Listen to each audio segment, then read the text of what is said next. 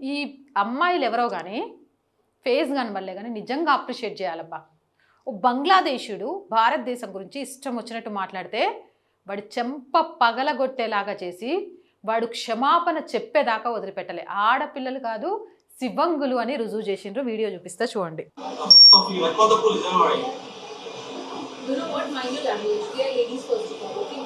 Everybody carrying his country badly. You can carry country badly. Yeah? Yeah, we are from Bangladesh, that's right. You are from Bangladesh? Yeah. You are from Bangladesh? Yeah. You are from the India? Really?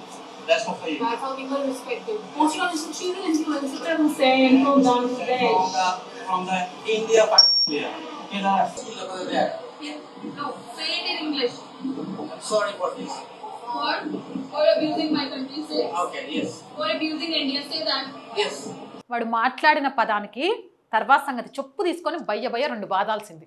ఏమైతే అదైంది. Mister Hussain అని respect ఇచ్చి మాట్లాడాల్సిన అవసరం లేదు. ఆయన శివంగులని నిరూపించుకున్నారు. ఎవడైతే భారతదేశాన్ని గురించి తప్పుగా మాట్లాడిండో వాడే నేను మాట్లాడినందుకు క్షమించండి అని చెప్పించారు. చూడు, నిజంగా మీరు శివంగులే. కానీ ఈసారి ఇలాంటి ఎదవలు ఎక్కడైనా కనబడితే దేశం గురించి తప్పుగా మాట్లాడితే అలాంటి చొప్పు తీసుకొని కొట్టండి. ఎందుకు కొడుతున్నారు అని అంటే, కన్న తల్లిని అవమానిస్తే చూస్తూ ఊరుకుంటావా? కన్న తల్లి కంటే గొప్పదైన నా దేశాన్ని అవమానిస్తే చూస్తూ ఊరుకోము. అలాంటోడు ఎవరైనా సరే చొప్పు దెబ్బకు అర్హుడు అని చెప్పండి.